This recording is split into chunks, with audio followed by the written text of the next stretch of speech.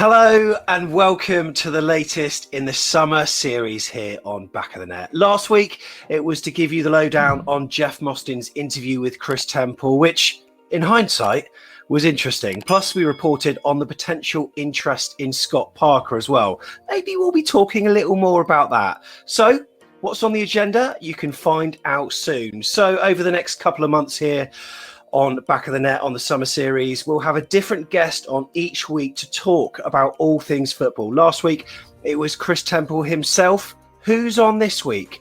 Stay tuned to find out. If you want to be one of them, though, then just give this video a thumbs up and let us know your interest in the comments, and we will get you on. So at the moment, things are relatively quiet at Dean Court, barring a few tweets, which I'm sure we can read into to the nth degree. There's actually not that much to talk about. Or is there? Well, we're going to be very economical with what we do on this channel over the summer as we prepare for our biggest season of coverage on AFCB in 21-22. But what we will do is bring you these summer series shows on a very random basis with a little bit of AFCB, with a little bit of Euros, a little bit of managerial speculation, some of which may be coming to some kind of climax soon.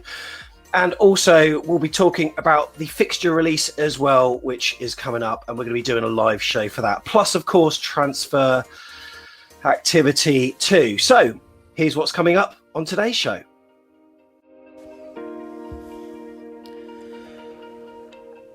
So, of course, we can't not talk about the Euros, and we'll be giving it a cherry slant. We are all Englishmen here today, so we will talk about England too, but also some notable ex-Cherries as well. The managerial announcement, is it on the cards soon? It looks like it might be, and Scott Parker looks to be favourite. The decision is on the brink. And whilst we're at it, with some people talking about Patrick Vieira, we speak to someone who provides some expert insight to suggest that he was never the right man for the Cherries. And some of us wanted Eddie Howe, but where is his next job going to be? We debate that too, plus the transfers in and out with Dan Juma, Phil Billing and Matt Ritchie. Also, they're all under the spotlight.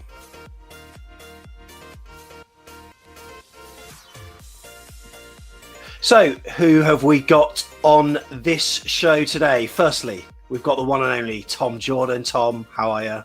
Very well, thanks, boss. Very well. Good man. We've got another familiar face. Pretty in pink today. It's Jeff Hayward. Right, Jeff? Yeah, in the pink. Like the skin. Love it. Love it. And also, our guest today is Milford-on-Sea's finest footballing brain. It's Keithy T. Keith Thomas. How are you, Keith? Not too bad, Captain. Not too bad at all.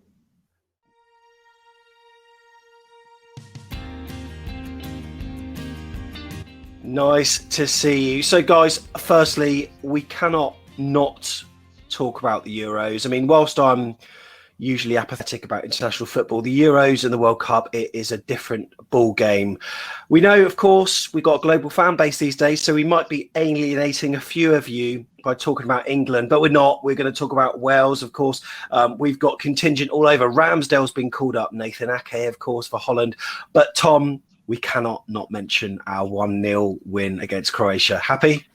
Yeah, very happy, mate. Great start. First time we've ever won the opening game at the Euros, isn't it? Which I didn't realise till they were going on about it before. But it was weird because I think with watching England, normally it's just nervy and you're not sure. But I felt like it was really like a professional job. I never really felt like they were going to score.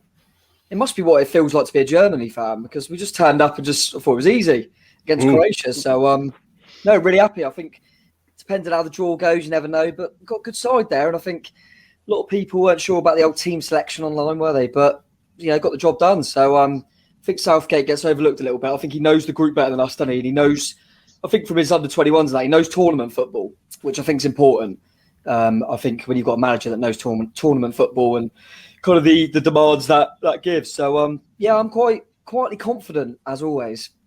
And brilliant letter that he did, Tom, to fans a few days before via some website. But I thought it was fantastic and sort of really captured what it's like to be an England player, and says that, you know, these players don't take their England position lightly. And it looked like they showed it on the pitch. Yeah, they look like a group that's really together as well, which probably in my lifetime I haven't seen that much from England. It always feels like we've got good players, but not really a team. And I mean, you saw that in 2018, didn't you? That the squad wasn't as good, but we look like a team. So Southgate deserves credit for that. And like I say, I think a lot of that's come from working with the younger groups. I think he's learned how to do that. But yeah, no, the letter on that was really good, and I think a lot of clubs will look to doing things like that because it's really important and it gets the fan base going and stuff like that. And yeah, no, it was just good to be in a pub watching England and watching some football again and seeing a bit of a crowd there as well. Really nice. Yeah, Jeffrey wanted Grealish over Sterling, and then Sterling pops up and scores the winner. He did. It was a decent goal, I thought. Overall, what was really interesting was how that 4-3-3 formation was just like watching AFC Bournemouth in their peak last season. And Sterling obviously fulfills the Danjuma role, getting the vital goal. But I thought it was interesting how they set up with the two defensive midfield players in front of the back four, and Foden for Brooks and Sterling for Danjuma, and Harry Kane like Dom Solanke, but a bit slower actually. So it was good to watch, and I think hats off to Phillips. Really, he was awesome play. Yeah, really good. And Keith, good start. Scotland to come. It's going to be a demolition job, isn't it? I wouldn't say demolition job, but I thought Scotland were quite poor, weren't they? I mean, Robertson's chance, he should have buried that, and instead the goalkeeper puts a good save in. They lack a lot of pace. I think Croatia were really poor, good on the ball, but no pace, no penetration at all. And I think Scotland are not dissimilar. They'll be reliant on set pieces. I think we've seen that already. But there is nothing that England should fear on Friday. But obviously it's going to be a different contest because obviously the rivalry between the two teams. So be interested to see. Be interested to see if Grealish is brought in. But I thought the other player that stood out for me was Declan Rice. The way he shielded the back four was excellent. And Tyrone, what's all the fuss about him being rubbish? So I thought he was excellent. He really knew his position, and if we can reproduce the same thing, I think we'll be in for a comfortable evening on Friday. Can I ask, Sam, what tips did Tyrone pick up from you guys when he played five-a-side against you that time that made him into an England centre-half? Well, I tried to teach him a step over, the drag back, all that kind of stuff, but he didn't do much of that. But what he did defensively, I've got to say, I mean, I'm not his biggest fan on the pitch, and that's for none other reason other than the fact that I always feel a little bit uneasy when he's on the ball. His distribution sometimes not particularly great, but Croatia didn't provide that much of a test, but when he was called upon, they had that cross that he dealt well with, a block that he did really well to snuff out that chance. And I think, Tyrone did really well, Tom. And he's going to be joined now by another ex-AFC Bournemouth player by the way of Aaron Ramsdale, who's been drafted in after Dean Henderson's injury. So there's two ex-Cherries on the pitch for England. Good to see. But yeah, Tyrone, he did all right, Tom, didn't he? Yeah, no, I was a bit unsure whether he'd play. I think it's a difficult one because we didn't really have the options, did we, with Maguire out? I wanted us to go with a 4, so Cody's not great in a 4. Ben White just got called up, so I thought Mings would get the shout. I think it was a good game for him. I think Mings struggles when he gets people running at him and he makes silly mistakes, but it was all in front of him, so he just has to block and head things, and that's what he's good at. But yeah, I was really pleased for Mingsy, to be fair. And yeah, good for Rambo. I mean, he's very unlikely he's going to get any minutes, but great opportunity for him to be in and around it. And if we do go and do something special, he'll always be remembered that he was in the squad. So, he deserves that. I think with the couple of injuries we've had, Ramsdale is the next best, I think. So, yeah, really, really pleased for him. And hopefully some more England players to come. I'm trying to think who else. We can't have had someone since. I mean, I know Lewis Cook's been in the younger squads, but last tournament would have just been Defoe, wouldn't it? So, nice to get a couple of ex-players in there and other players all around the tournament. Just littered with Bournemouth players, isn't it? It is, mate. You still sound hoarse. Whereabouts did you go? How many beers did you have? I went to Brass House. I think it's called something else now, Brass Horse or something. Yeah. I don't know how it's pronounced. So it was quite lively. I didn't think I'd still have a sore throat, but I do. Yeah, it was good. It was weird because obviously it's all, you have to sit down and be all distanced and stuff like that. And then you win and everyone's down in the square afterwards jumping on each other. So luckily I'm double vaxxed, mate. So we're all good. Okay, but big question is, Tom, did you get spotted by anyone as being Tom from back of the net? I told you this. Literally someone come up to me on the table and went, "Are you Tom from back of the net?" I love that. I think I was a little bit, because I was on my way as well. I think I kind of like almost styled it out a bit as well, you know? Yeah, what of it, mate? Do you know what I mean? Stay out of my way a little bit, you know? Oh, you didn't? Just trying to have a drink. No. Just trying to have a drink with my mates, you know? No, it was, it was weird. But I think it's probably because of the Bournemouth tattoo and stuff, I think. Yeah. But there was a group of them and they just started randomly singing, what song did they start? They started randomly singing a Bournemouth song and I can't remember which one it was now. And I started joining in knowing the words, so I think they kind of looked over. I think they were singing Tommy Elphick or something, you know, just drunk and just singing Bournemouth songs. So, but yeah, no, it was funny. But no, it was great to just be singing and that again, mate. Watching football just makes you realise how much you miss it. Yeah, definitely. So we've got two current AFC Bournemouth stars playing for Wales. Keithy T, did you catch much of their game? I did. Again, I thought they were quite poor, Wales. Bale, he's well off the pace, isn't he? I don't know if they're going to play him as a 9, but again, another team lacking pace. They don't seem to get behind either. Maybe they're reliant on set pieces as well. I've noticed throughout the tournament, there are definitely teams sitting back. I mean, Turkey, they might as well have been in the goal, how far they were.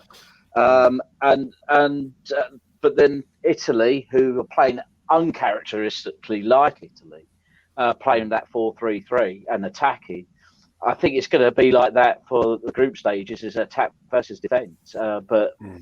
No, I didn't rate Wales at all, I'm afraid. I'm sorry. And Ramsey, anonymous, didn't see him at all in the game. No. I thought Mepham had a solid game. Yeah, he did. I was about to say. Yeah. I thought he looked pretty good and just biting into the tackle pretty quickly, which I think is the part of the game that he needs to work on. He needs to be less passive, more assertive, which would help him. And Brooks came on as a substitute. I think playing Brooks with Bale, I think is a challenge in that Wales side. So it's going to be either one or the other. And yeah, the guy who scored the goal was obviously a big threat to us last season for Cardiff, wasn't he, as well? So, you know, they're an interesting side, Wales, but I think Keith's right. It's the teams play with pace and teams that don't. And I think the teams that play with pace are going to be the ones that emerge triumphant in this tournament. I've always liked that Kiefer Moore, the one that scored. Like you say, he plays for Cardiff, but he was made in Dorchester, wasn't he? I think that was his first kind of semi-professional club. He was Dorchester. Then he went to Yeovil. I remember him caused us problems in that Yeovil game. The one where it hit knobhead Fraser in the face and went in. That game. I think he was good during Yeovil's little mini rise, if you know what I mean. But I've always liked him. He's quite a handy striker. But whether he'd suit us, the way we're not the best at putting balls in the box, are we? But he's a big threat for him. But yeah, they didn't have enough. I think if you've got people like Ramsey and that, you've got to get him running off. They played him too deep. If you're a team like Wales and you've only got a couple of stars, you've got to get them in the right areas, haven't you? But yeah, I was really pleased for Meps because I think Meps, he can, especially when you're a centre half, he's literally his whole season's known off a couple of bad mistakes. Yeah. When people forget, especially under JT, he was a monster for us in that unbeaten run at the start of the season. He was brilliant, but you forget all of that because he made a couple of glaring errors. And similarly, like you said about Mingsley, that's what we remember Mingsley for. As soon as he goes to the England team, you think, oh, he's known for an error. But he's also known for some mature performances as well. So as long as Meps and Brooksy have decent tournaments, I'd like to see Brooksy start the next game and play really well because either that's good for us or it means his value goes up if we were to sell him. So it's a win-win if Brooksy plays well. Would you play him as a 10, Brooksy, behind Moore? I think everyone always likes Brooksy as that 10, but I think I would play Ramsey more there. I think Ramsey's wasted deep, and I'd probably play... It's a difficult one because I'm not sure if I would play Brooks, actually looking at the players they've got. Depends. You could always use Moore as more of a backup option, couldn't you, and play kind of Bale for the middle, Brooksy on one side, but they've got Harry Wilson's there as well, isn't he? Ex-Bournemouth as well. So they've got a few all right players, but always seems to be the way, doesn't it? You've got, it's a bit like Scotland, they've got two amazing left-backs, and then like nothing else. Like you've got them all in the same position. But Brooksy, as we know, he's one of them, and he hot and cold, a little bit too much. You mentioned Ryan Fraser there, Tom, and bearing in mind that we've probably got a number of Scottish subscribers from our Celtic video that went big, how do you think Scotland did? They were. I felt sorry for them in the sense that, I mean, I didn't. I was buzzing, but they were luckless, weren't they? I mean, they hit the bar. Yeah. It was literally the difference between the two teams was both boxes, how clinical they were. Czech Republic weren't that good, but they've got a striker who's played at the top level as a top striker, and he scored 2 really good goals. And every time Scotland got in that position, Robertson the finish wasn't right. Dykes is, he works hard, but he didn't look like, every time the ball comes to him, he just wanted to hit the target. He never looked like he was going to score. They just haven't quite got enough in front of the goal, which I think everyone always thought that would be the case with Scotland. They'll work hard, but they haven't quite got enough.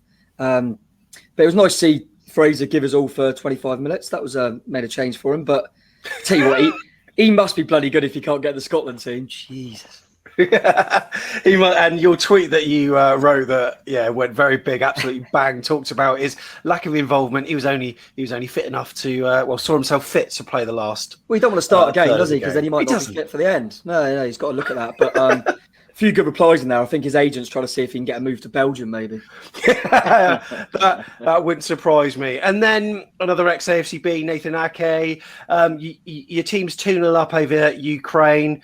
You got to shore things defensively at the back. Bring on Ake. Concede 2, Keith. Did you watch that one?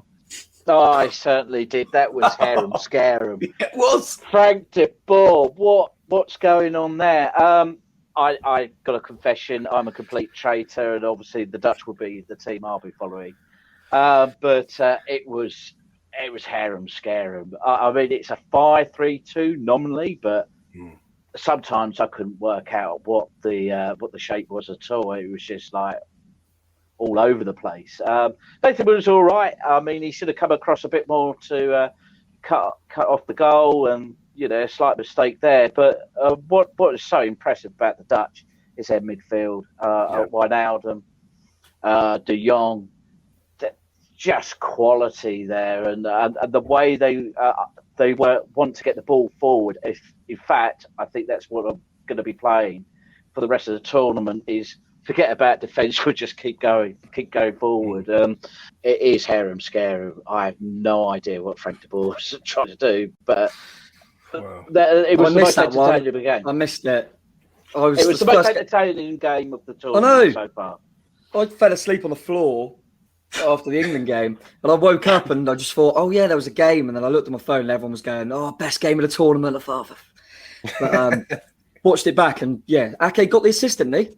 He did. It was beautiful ball on the left. Sorry. Yeah, so that was a pretty decent game. And what else? I mean, obviously, a number of us on Saturday were shocked to the core with what happened with Christian Eriksen. I mean, Jeff, were you watching that one? But it was like Fabrice Muamba all over again, wasn't it? Yeah, I mean, huge shock. Thank goodness he's all right. And 29 years old. So for those of us still playing football in our 50s, it's a kind of worrying times. And I'm not sure whether there was any underlying condition that's come out or what yet. The medical reports aren't that clear. Just that he had a cardiac arrest. He's okay. I thought the medical staff were brilliant, and I thought the way that the Danish players looked after him was absolutely fantastic. I couldn't believe that they carried on the game. Oh no! Yeah, it's staggering, really. But it wasn't about the result. Finland won the game, which was a shame, really. You'd think they might deserve to get a result from that. And I wonder what they're going to do. Are they going to be allowed to call in an extra player to replace him? Have they done that already? Not sure. Phil Billing, are you going to get your boots blackened up? Not sure. Interesting. What a thought. So, Keefy T, I mean, we've heard Tom and Jeff's prediction in the previous show about who's going to win this thing. As the god of European football knowledge, Keefy T, who's going to win this thing? At the moment, Italy. I think they look really impressive. They struggled to score a goal, but once they did, the floodgates were open, and they to have those two old guys at the back with their experience, I think it just shores them up. And I think Mancini's got a brilliant shape there. It's so un-Italian as well. The attacking and playing with width, playing with pace. I think they're the best team so far. I think Austria's quite an interesting team. It'd be interesting to see what they could do. All I would say about Italy, and it wasn't just the white shirts, but the way they played reminded me a lot of Leeds. Just really intense pressing from pretty much start to finish. And I don't think Turkey were particularly good at breaking that press. And against a team that's better at breaking the press, I think there were occasions where Turkey did get overloads on the back four and, looked a bit of a threat. So against a better team who can play through that press better, they might struggle. And also, I think you underestimate just how knackering playing tournament football is. So they've got 3 games to get through the group. Then they've got not just a quarterfinal and semi-final, they've actually got a last 16 game as well. Can they really keep up that intensity through 6 games to the final? Will be interesting to find out. Well, right, what's coming up next on the summer series? It's the managerial speculation.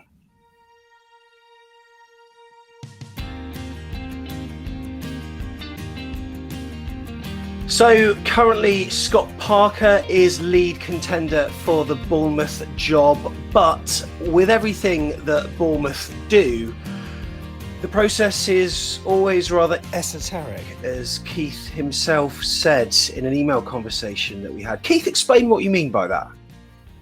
So nothing's ever clear with Bournemouth, is it? It's I listened to Jeff Mostyn's interview, and as you guys pointed out in your last podcast, it is PR after PR after PR. But what is severely lacking is some sort of like game plan, a 5-year or 10-year plan, doesn't matter, of how we're going to take the club forward in the medium to long term. And there seems to be that the board is insistent on just restricting it to Max and the few board members rather than broadening out the conversation. So consequently, we have wonderful podcasts like this, but we're all guessing. And that's really a really concern going forward. Obviously, they've got the Supporters Trust that they've just announced. Personally, I think that's all in anticipation of the Crouch Review that's coming up, the fan-led review of football. So I just think they're getting their house in order before that comes crashing in next season. But it's a lack of, not engagement so much, but lack of debate that putting out your ideas of what we're going to do about the training stadium, what are we going to do about all the other underlying issues that have been here for now over a decade. So, it was lovely to hear Jeff Mostyn. I fully appreciate what he's done for the club. He's a legend, but it's well scripted PR, I thought. I don't think Mr. Temple, he got the best out of it, or didn't want to press further than he perhaps should have. He's in a difficult position, I think, sort of being so closely linked with the club. But you're concerned, Keith, that the next managerial appointment might be, almost a continuation of a holding pattern.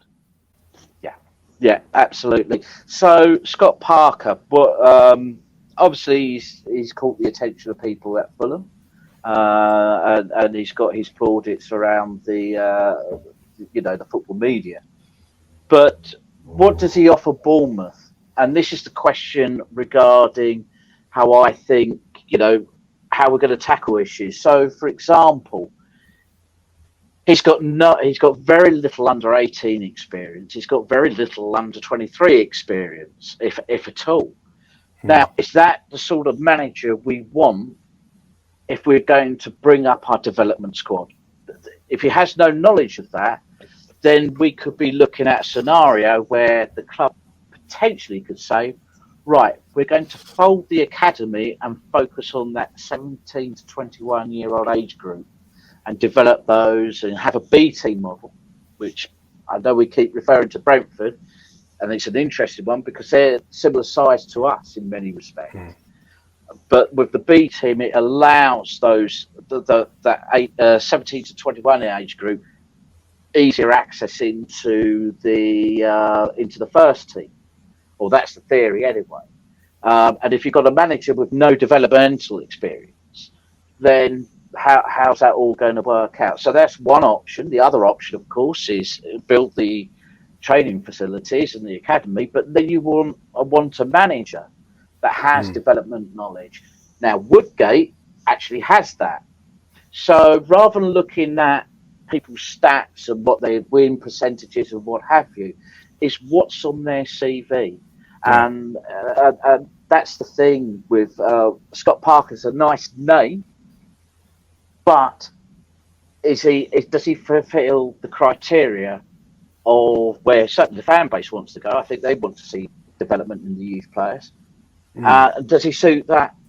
Does he suit that model, or are we better off with Woody, with experience in recruitment, and he's worked at all levels? So those are the sort of questions that need to be asked. But again, only the board can answer if they have a definite game plan, and they haven't got that at the moment.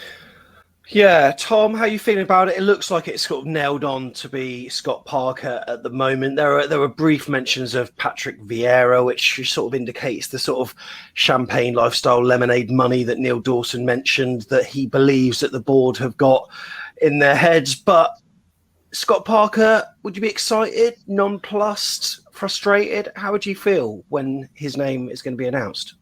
Okay, like you say, not. I don't find it exciting.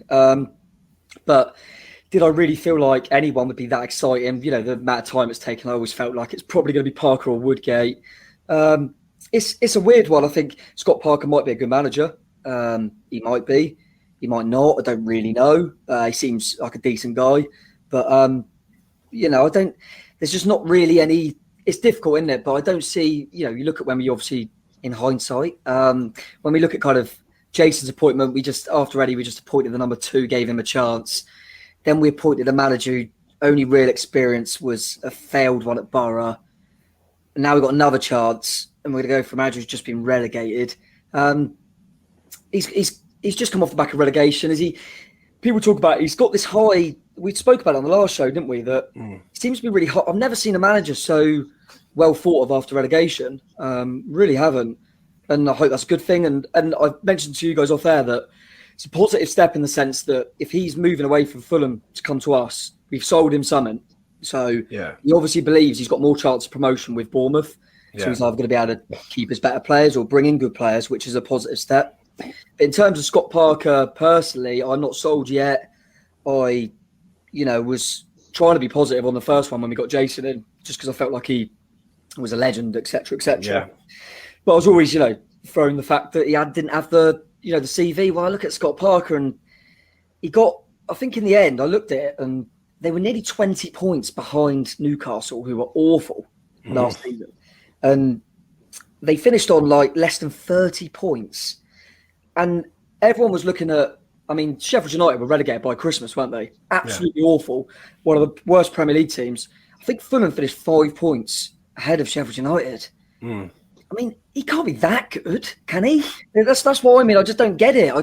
But there's a reason why everyone seems to really rate him. So, I'm obviously, if it looks like it's going to be Scott, and I'll back him, like I say, and let's see what he does. But now there's nothing for me on paper that says that he's going to be brilliant. But he's young, he's hungry, and maybe he sold a project to him that they're going to get behind. So I'll get behind him regardless. Jeff, how are you feeling about it? Clean-cut manager, looks good, young, speaks very well about the game. But we're not getting Eddie, are we? We're getting Scott Parker. And it does feel a bit like he's a bit of a B-rate Eddie. I don't know. That's how I feel a little bit about him. He's got experience of getting a team out of the Championship into the Premier League, though. But then you chat to some Fulham fans, and they say we got promoted in spite of Scott Parker, and not because of him, which is a worry. And they talk a lot about Mitrovic and the goals that he scored in that Championship run, which were really important. And it seems that Parker fell out with Mitrovic last season. So what does that tell you? Their biggest win last season was 2-0. the people talk about him at being an enterprising coach, but you talk to Fulham fans and all they'll say is we scored 9 goals at home all season. And, you know, we try to win games 1-0 all the time and grind it out. And I don't know if that's the sort of football that's enterprising. It's not the enterprising that we've got used to over the last 6-7 years.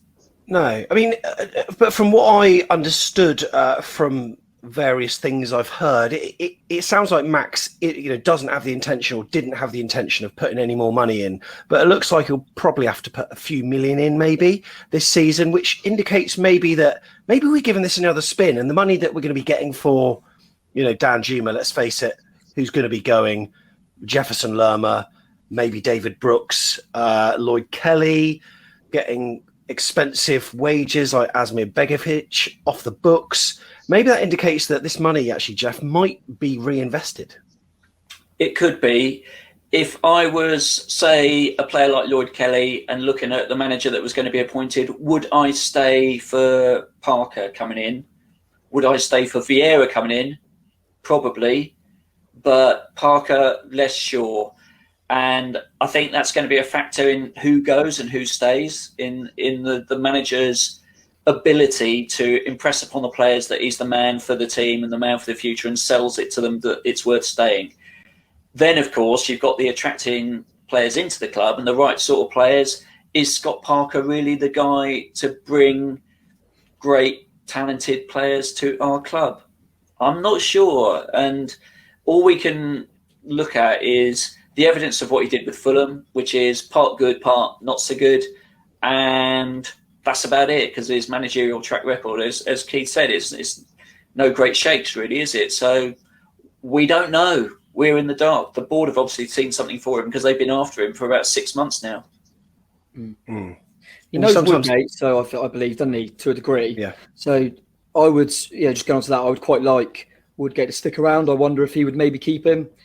I'd quite like Woodgate in there in the coaching role that he initially come in as. So that might be a way as well, and keep Woodgate happy, keep him in there. I wonder if, I'm not sure if would he have been at Tottenham when Carter Vickers was around? Thinking he might have. Maybe I'm trying to think. Maybe try and keep hold of him. But yeah, it's a weird one. I just keep going back to the fact that surely there's no way he walks out of Fulham and goes to Bournemouth unless he thinks we're a lot better than Fulham. And we're not player for player, really. So he must know that he either can go, I'm keeping Dan Juma, Eddie Beards, we're turning it down, or he knows he's going to get 30 odd million for him and he can put it straight into the team. Honestly, don't know, but that's really positive. Neither here nor there with Parker himself, but he's leaving a team that you'd probably say are odds-on favourites to go up ahead of us. So there must be a reason for that. There must be. He does do a mean rendition of the Streets, though, Tom, right? Oh, he does. Yeah, I do like the Streets, to be fair. So, didn't it win some award like Meme of the Year or something?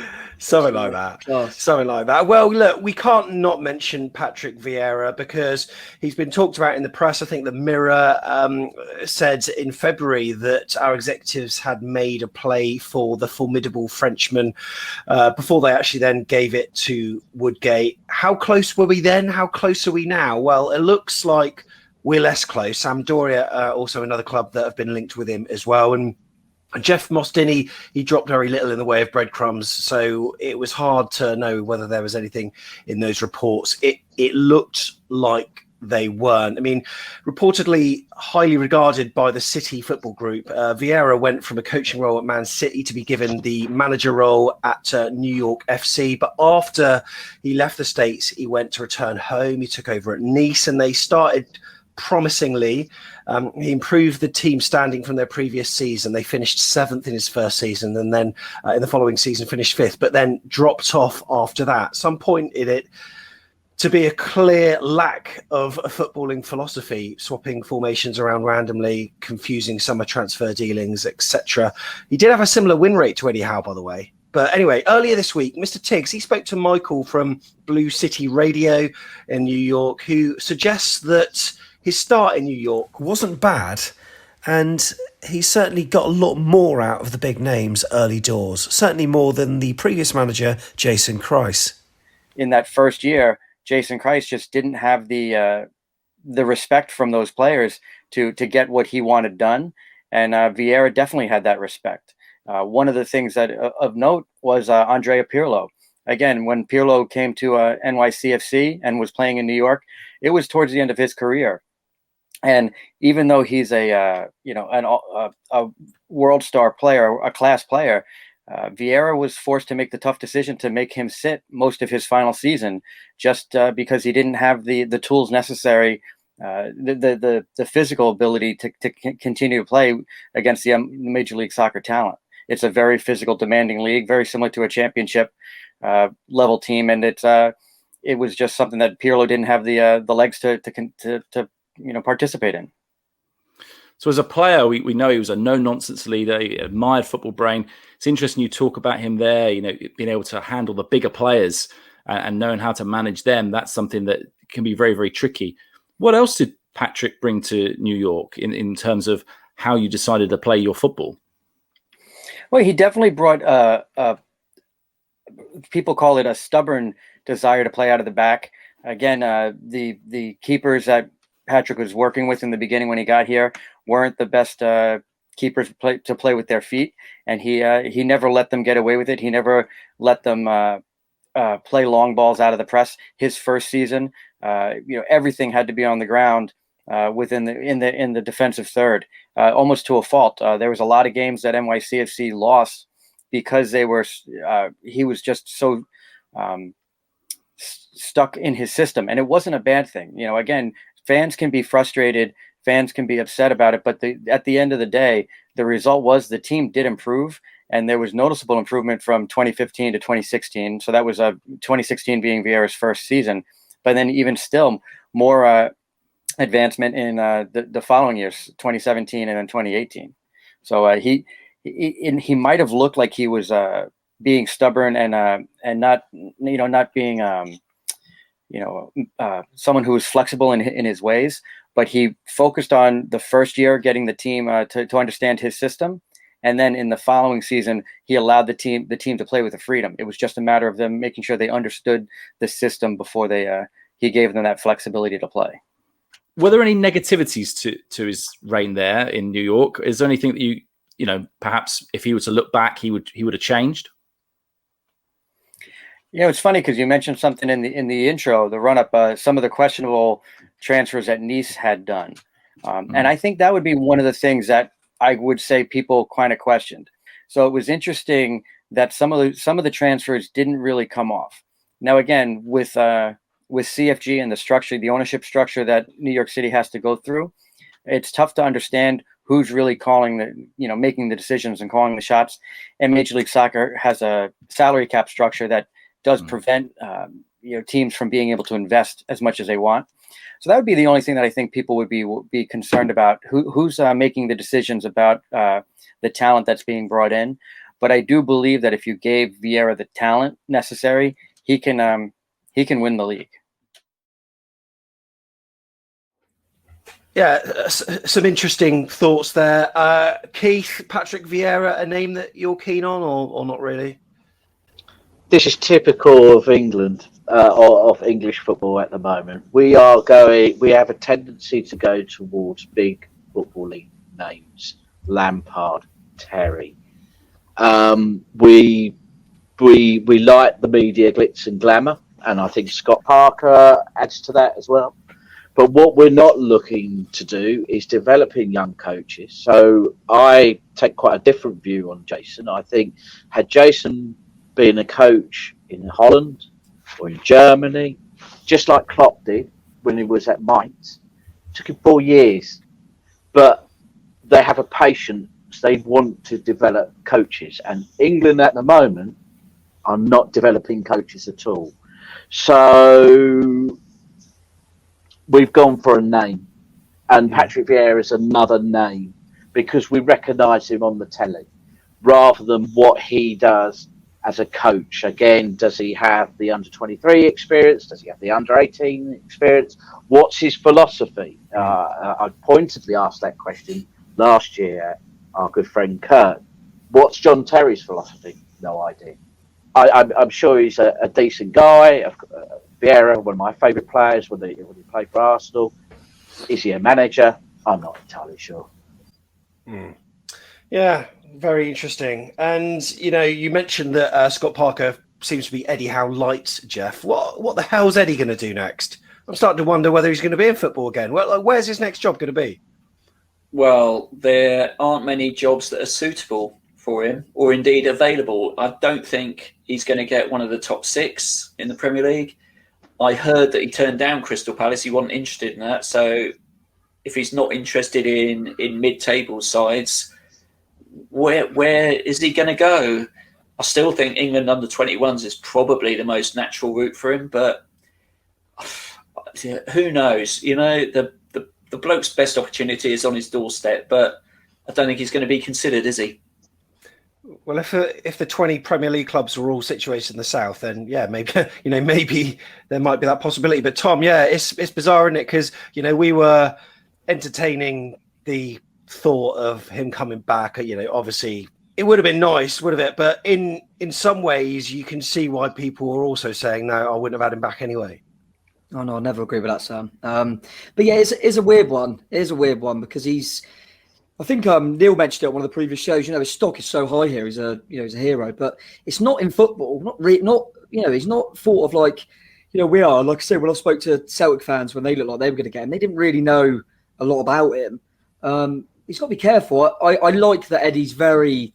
You can see he's very like, unless it's exactly how he wants it, he's not getting involved. He doesn't want a short-term fix. He wants a project, and he wants to be long-term. But he can't be that picky because if he's out of work for another year, who's going to look at him? I mean, he'll always have work here if he wants it. But yeah, it's odd. And I also he doesn't strike me as a manager that really wants to come in halfway through either. No. But that seems like now it's going to get to a stage where he's going to try and maybe take a job kind of Christmas time when a few become available. But yeah, it's an odd one. It looked like he put all his eggs in the Celtic basket and then it just all fell through. Reports he met the players and all this stuff. So don't know what happened there. But yeah, I always love Eddie. Hope he gets a good job. But I've always a little bit been like, it was nice he's not getting a job because he's still there, isn't he? Still there. But yeah, it's not going to happen. And I agree with what Keith was saying about Vieira as well. I like Vieira, and there is something about him that thinks, I quite like Vieira.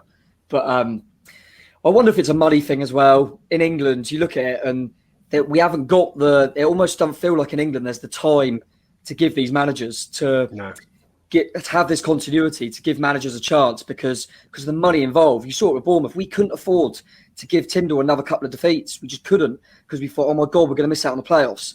And it's they get too scared, the owners. Think of these other countries, they can afford to kind of go, we might have a bad year, but that's okay. And I think with the money involved, we struggle to be able to do that. But yeah, ain't going to be Eddie, ain't going to be Patrick, I don't think. No, that's right. And it looks like it is set to be Scott Parker. And when it is, we'll officially be confirming that. But right, what about transfer speculation? Let's look at it now.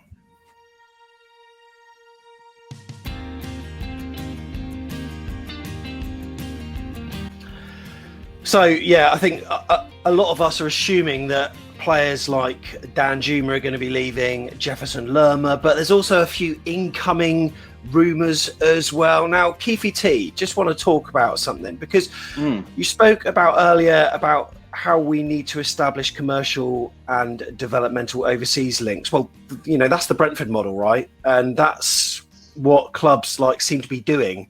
But we learned last week that Richard Hughes speaks 5 languages. Is that not enough to increase our kind of reach and increase the amount of players that we can clock onto?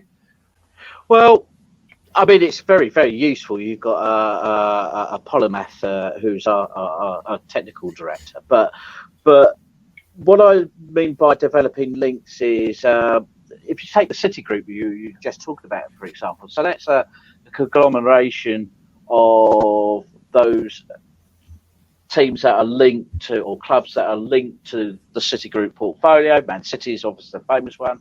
Melbourne, you've got New York, and they have a pool of managers, they have a pool of coaches, they have access to scouting knowledge within a particular region or a particular country. And fans also, once the pandemic's over, you can expect Danish fans to be flying in to watch Brentford, vice versa. So you're building up a profile abroad.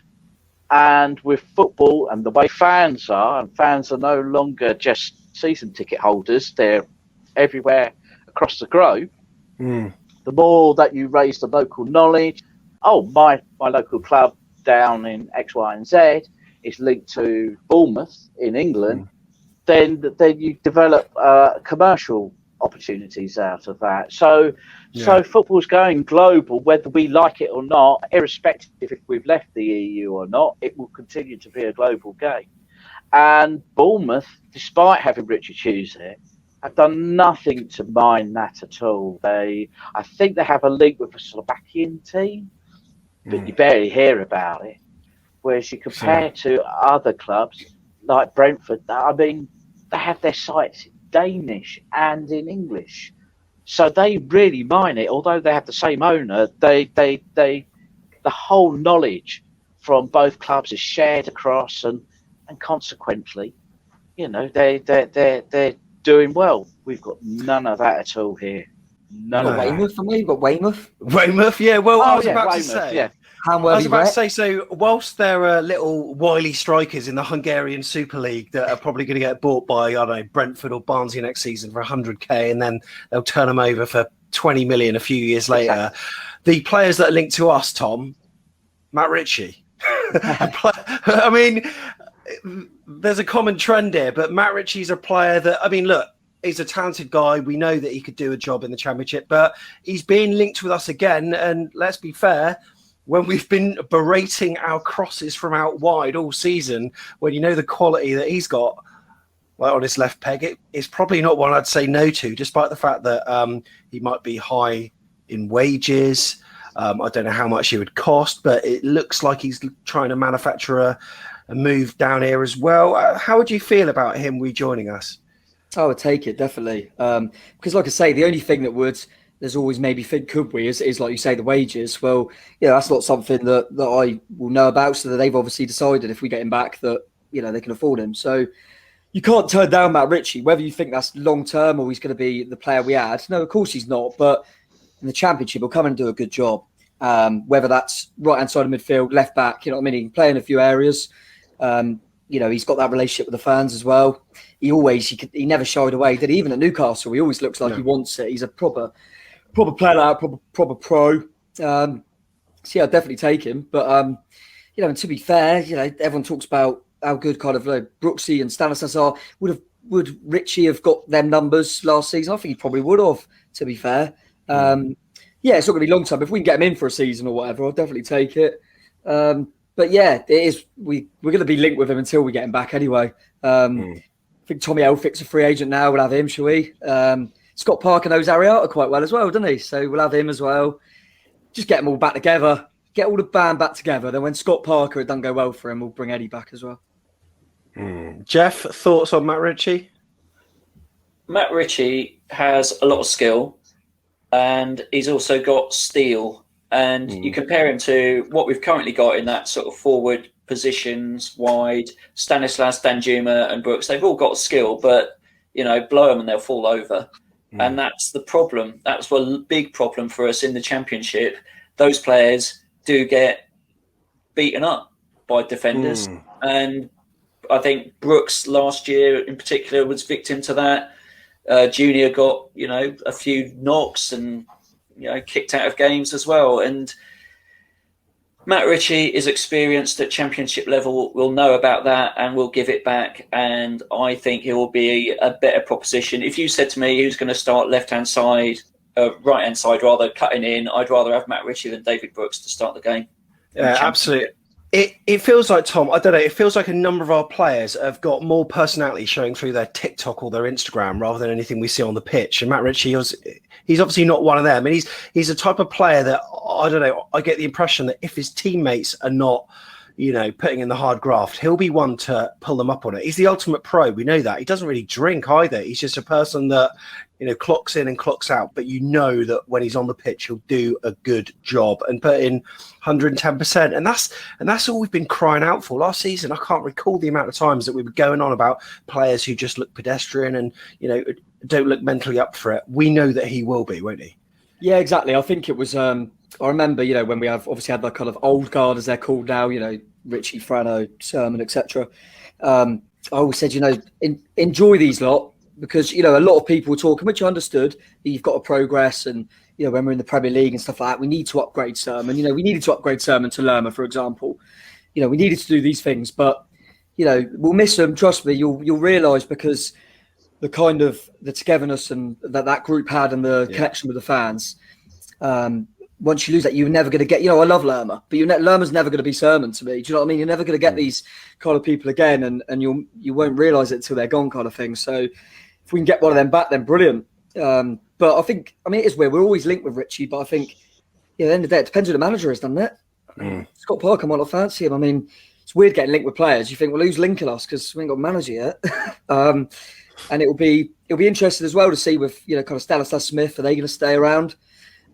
So yeah, it'll be interesting to see what happens and what ideas Scott Parker has. And I think it's getting that balance. If it is Parker, whoever it is, about getting. We need some experienced Championship players. Thought Pearson was great when we got him in January, and blended with some youthful flair, whether that's on loan or whatever. We need a good balance. Definitely need a good balance of experience and youth. So. But we'll see. And if we can keep older people, I'm still not sure. If Parker comes, I feel like maybe we ain't going to lose as many as I thought, because surely a manager ain't going to come in if they're being told you're going to lose 5 or 6. Can't see it.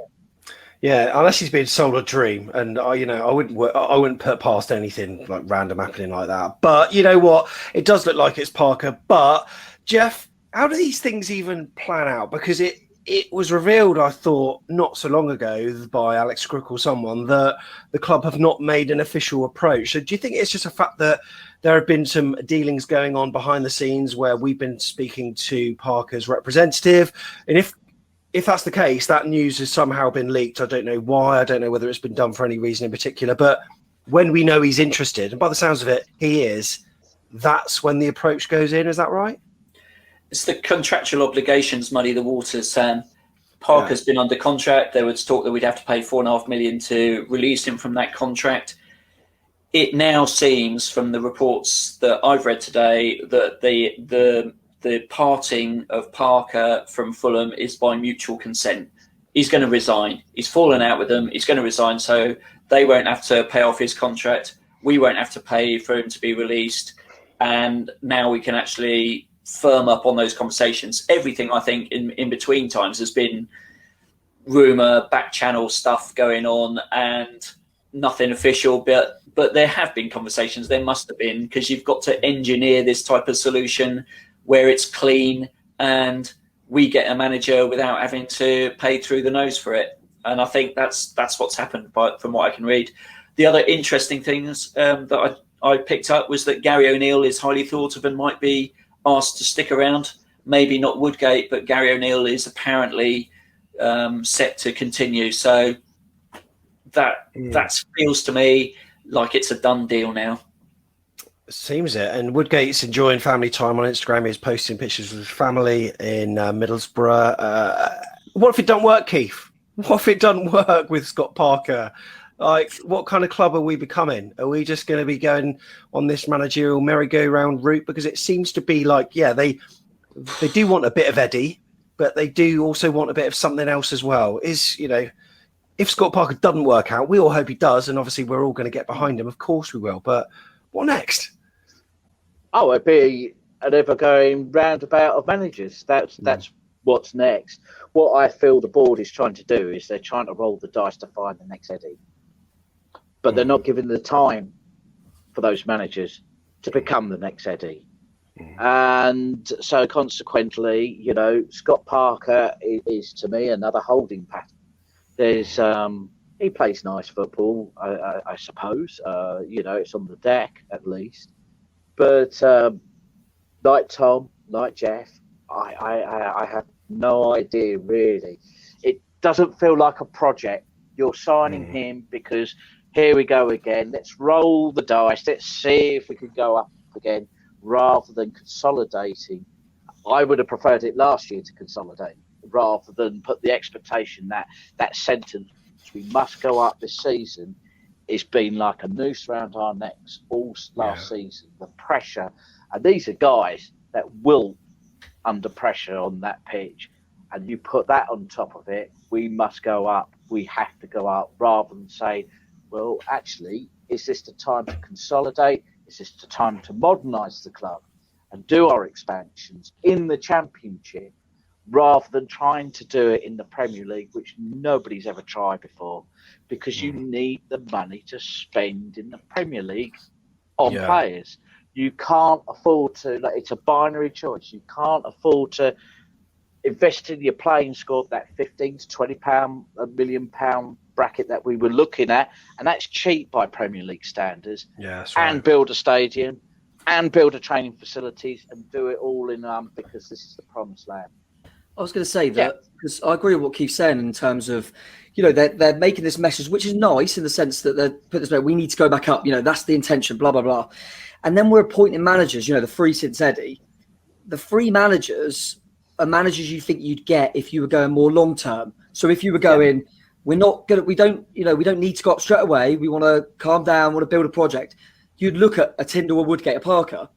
If you wanted to desperately go straight back up, you'd go and get a Jokanovic, a Wagner. Do you know what I mean? Yeah. But the message we're saying, and then the manager we're appointing doesn't fit. Do you know what I mean? That's what I feel sometimes, which is a bit odd. But I mean, I wish we just go and get Eddie. I'm fed up. I feel like. So I love. Well, I'm going to do a metaphor. I was trying to think of. I love Domino's pizza, Sam. Yeah. Love a Domino's pizza. Yeah. It's quite expensive, and I think you know what? I'm going to try a Pizza Hut. I'll try a pizza. I think that was all right. It's not the same though. I'll try a Papa John's. It was nice. Not the same.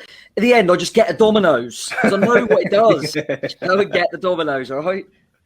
I love it. You know what? And the appointments that we've made so far don't really fit in with the benefactor model, really. I mean, if we were self-sustaining, then maybe they would. So, and is that the kind of model we want to go down? I don't know. It's a difficult. What is it that we're all about for managers? For 50 years, you had to play for the club to manage them, pretty much. And with Woodgate and with Parker, should he get appointed, we're really changing that model. I can't remember. I mean, Groves was with Brooks, and Brooks played for it with us. So I can't really remember the last time. Probably John Bond was the last bloke who didn't actually play for us. And that's a long time ago. That is a long, long time ago. So what are we trying to do? Are we changing the culture of the club, or are we staying with it? I mean, we seem to be caught, really, I think, at the moment. I think certainly Woodgate and Tyndall, it's a project. Parker, on the other hand, feels to be slightly different, that, we're going to roll the dice again and we're going to spend money. But on what, where, what's Scott Parker's philosophy, I have no idea. All very interesting. Keith, it was quite interesting. In one of the last things you said, you used the phrase Scott Parker and he likes to play football on the deck in the same sentence. And the only thing I can think of when I think of on the deck and Scott Parker is what Brett Pitman left him after he scored that third at Fulham, turning him inside out, leaving him for dead and caressing it into the bottom left-hand corner. I tell you what, we would like Scott Parker to instill some football like we saw on that night. Hey, but anyway, lads, it's been very good to have you on. Keithy T, thank you so much for your involvement today. Really appreciate it. Thank you, Captain.